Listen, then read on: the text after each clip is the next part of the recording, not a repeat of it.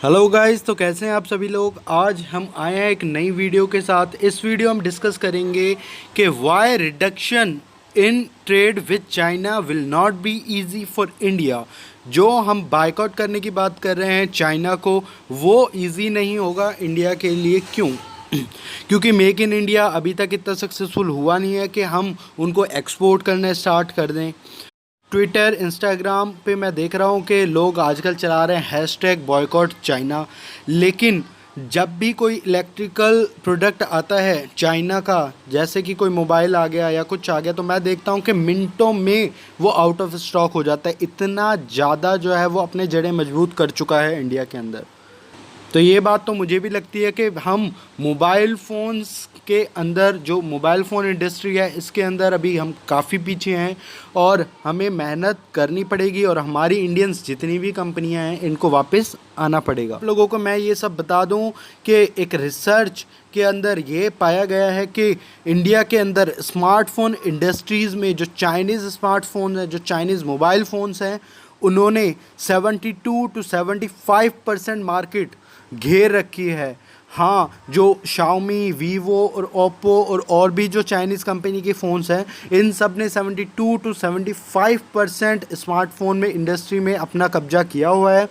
बाकी जो Apple, Samsung, LG और मोटरोला और ये सब ब्रांड्स हैं, इनके पास सिर्फ 25% शेयर ही अब बचा है मार्केट का। तो ये क्यों हो रहा है? क्योंकि जो इंडिया के अंदर है, मिडिल क्लास ज़्यादा है, कम बजट में सारे फीचर्स चाइनीज़ मोबाइल्स में मिल जाते हैं आजकल। जिस बंदे ने सारी उम्र गरीबी देखी है और वो ज़्यादा अर्निंग नहीं कर पाता है और भी ज़्यादा बहुत सारे खर्चे होते हैं, तो वो अगर चाहता है सारे फीचर्स यूज़ करना एक अच्छे स्मार्टफोन के, तो वो चाइनीज़ कंपनी दे रही है उनको बजटेड फ़ोन में। इसीलिए जो इंडिया है वो सबसे बड़ी मार्केट है किसके लिए? चाइनीज़ स्मार्टफोन्स के लिए। अगर हम सैमसंग का लें, एप्पल का लें, तो वो बहुत ज़्यादा कॉस्टली पड़ जाता है एक मिडिल क्लास आदमी को। तो हम किस मुंह से कह पाएंगे उस गरीब व्यक्ति को जिसने दिन रात एक करके अपने 10-12 हज़ार रुपये इकट्ठे किए हैं, तो उनको कैसे बोलेंगे कि यार आप 5-6 हज़ार रुपये और डालो और साउथ कोरियन कंपनी का या अमेरिकन कंपनी का स्मार्टफोन लो। क्यों? क्योंकि जब चाइनीज़ कंपनी के बंद हो गए हैं और वो एग्रेशन करते हैं बॉर्डर पे, तो ये एक कड़वा सच है इंडिया का। क्योंकि इंडिया में बहुत सारे ऐसे व्यक्ति हैं जो बहुत ही मुश्किल से 10-12 हज़ार इकट्ठे कर पाते हैं और अपने सपनों को पूरा करना चाहते हैं। इनका यही एक रीज़न है कि चाइनीज़ स्मार्टफोन्स क्यों बिकते हैं, क्योंकि वो सस्ते होते हैं और उनके फीचर जो होते हैं वो बहुत ही अच्छे होते हैं, जो कि टक्कर देते हैं एप्पल को और सैमसंग को। कई बार तो उनके आगे भी निकल जाते हैं। तो ये एक रीज़न चाइनीज़ स्मार्टफोन इंडस्ट्री को यहाँ पे बढ़ावा दे रहा है। कड़वा सच है कि जो चाइनीज़ इंडस्ट्री है उसका डोमिनेंस है हमारे स्मार्टफोन इंडस्ट्री में। जो 2019 का डाटा है, $16 बिलियन का कारोबार कर चुका है चाइना, सिर्फ और सिर्फ अपने स्मार्टफोन बेचकर। अभी ये मोस्ट प्रोबेबली मुझे लगता है कि ये बढ़ेगा डाटा और वो 19-20 बिलियन डॉलर तक वो आराम से पहुंचेगा। क्योंकि बहुत सारी जनरेशन अभी आ रही है जो अभी स्मार्टफोन ख़रीदेगी। अभी बहुत सारे लोग हैं जो स्मार्टफोन ख़रीदना चाह रहे हैं। तो जैसे ही लॉकडाउन खुलेगा ये स्मार्टफोन की सेल जो है बढ़ेगी। तो मुझे लगता नहीं कि बायकॉट चाइना जो है वो इतना सक्सेसफुल हो पाएगा, क्योंकि इंडिया के अंदर राष्ट्रवाद इतना है नहीं। हाँ ठीक है, नारे लगते हैं, यूँ फेसबुक पे और इंस्टाग्राम पे, ट्विटर पे जो हैं वो नारे लगा देते हैं, बस स्लोगन्स डाल देते हैं, हम इंडियंस हैं, ये है वो। जब आती है ये दिखाने की तो फिर कोई आगे नहीं आता। क्यों? क्योंकि अगर हम देख लें कि टैक्स देख लें तो सबसे कम जो है वो इंडियंस टैक्स पे करते हैं। अगर आपको इंडिया की इतनी ही फिक्र है तो आप टैक्स दीजिए। टैक्स पे क्यों नहीं करते लोग? अगर सामान खरीदने की बात है तो भी इंडियंस क्या करते हैं? इंडियन सामान नहीं खरीदते हैं। जो उनको अल्टरनेटिव दिखता है, सस्ता दिखता है, वो खरीद लेते हैं। कोई भी, भले कोई भी देश का हो, वो इंडियन सामान को खरीदना प्रेफर नहीं करते हैं अभी तक।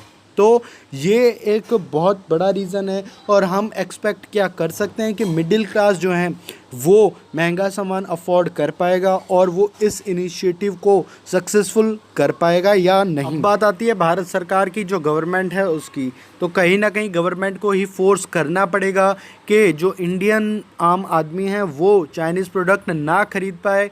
तो इंडियन गवर्नमेंट ने जो है एक फ़ैसला किया है हाल ही कि वो 300 चाइनीज़ प्रोडक्ट्स पे जो है वो टैरिफ बढ़ाने जा रही है, बहुत हैवी टैरिफ लगाने जा रही है।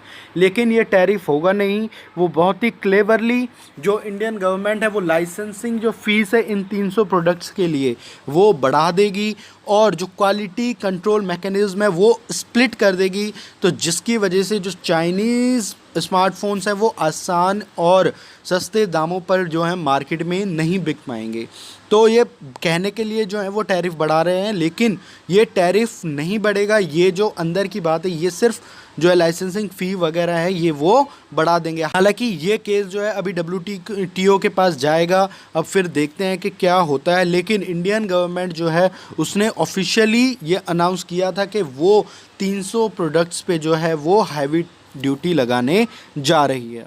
तो गवर्नमेंट के इस स्टेप से क्या इम्पैक्ट होने वाला है, क्या इम्पैक्ट पड़ेगा इंडियन इकोनॉमी पे, तो ये माना जा रहा है कि 8 से 10 बिलियन डॉलर तक जो है ट्रेड कम हो जाएगा, मतलब इंपोर्ट कम हो जाएगा हमारा चाइना से। मैं ये नहीं कह रहा कि 10 बिलियन जो डेफिसिट है वो कम हो जाएगा, लेकिन 8 से 10 बिलियन जो है हमारा ट्रेड कम होगा।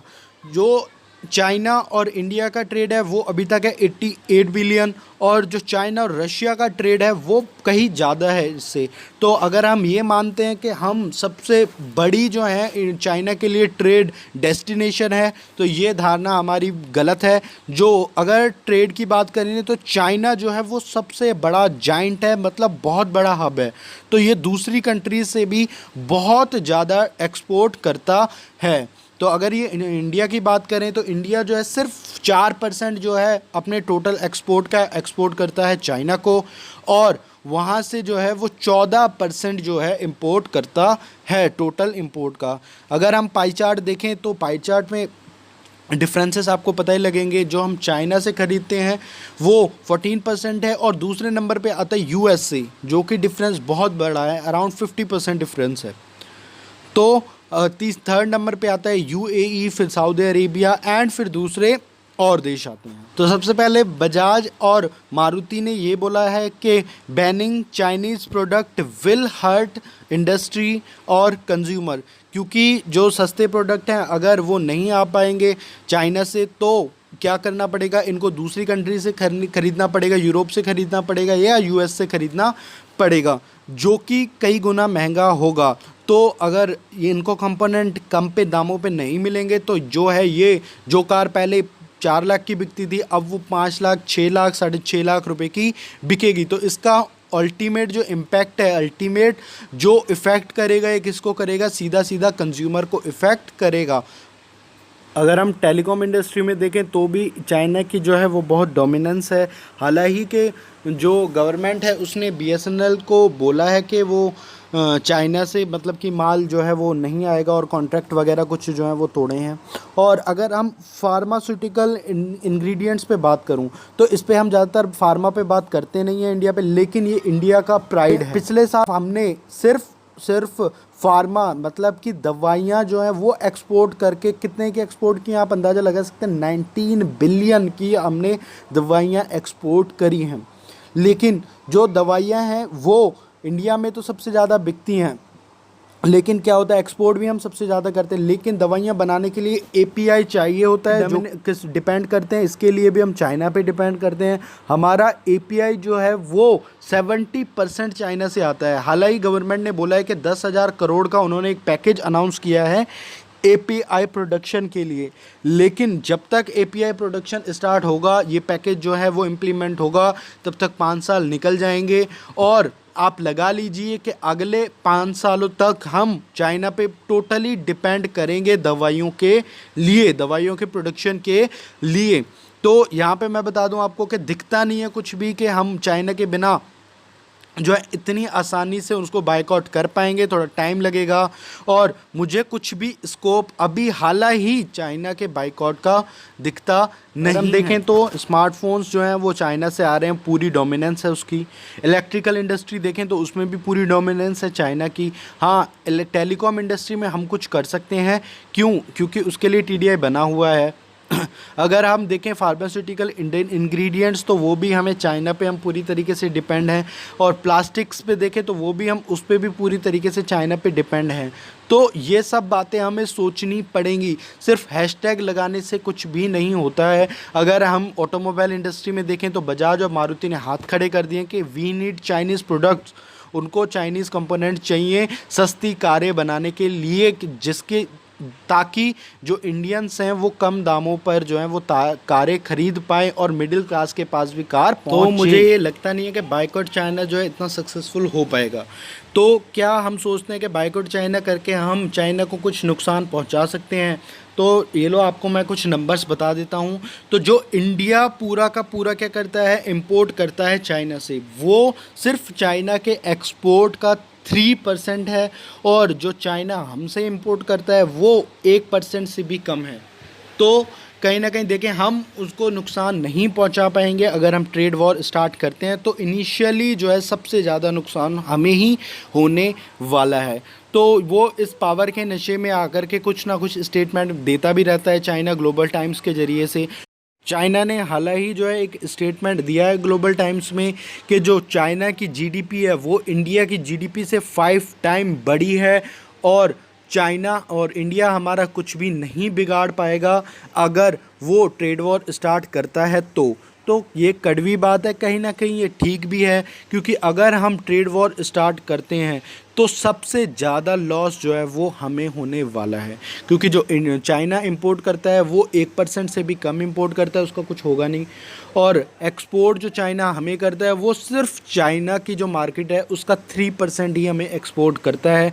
उसके लिए और भी हैं मार्केट्स एक्सप्लोर करने के लिए। लैटिन अमेरिका हो गया, साउथ अफ्रीका हो गया। तो क्वेश्चन यहाँ पे ये आता है कि जो हम आत्मनिर्भर होने की बात कर रहे हैं, कोशिश कर रहे हैं, तो ये क्यों कर रहे हैं अगर हम इतना पीछे हैं? तो इसका आंसर ये निकल के आता है कि जो आत्मनिर्भर भारत है ये बहुत ही लॉन्ग टर्म गोल है हमारा। हमें ठंडे दिमाग से ये सोचना पड़ेगा कि कैसे हम जो है अपनी डिपेंडेंस कम कर पाएंगे चाइना से। क्योंकि इसका इम्पैक्ट दिखने में ही हमें अराउंड 6 से 7 साल लग जाने हैं। तो एकदम से गर्म हो जाना, एकदम से नारे लगाना, एकदम से बॉयकॉट चाइना करना, तो ये सही नहीं है। क्योंकि हमें एक स्ट्रेटेजिक प्लान की ज़रूरत है, बहुत सारी नई नई स्ट्रेटजीज़ की ज़रूरत है। और हमें पहले सेल्फ डिपेंड होने की ज़रूरत है कि हम कैसे जो है वो चाइना से अपना जो डिपेंडेंसी है वो कम कर पाएंगे।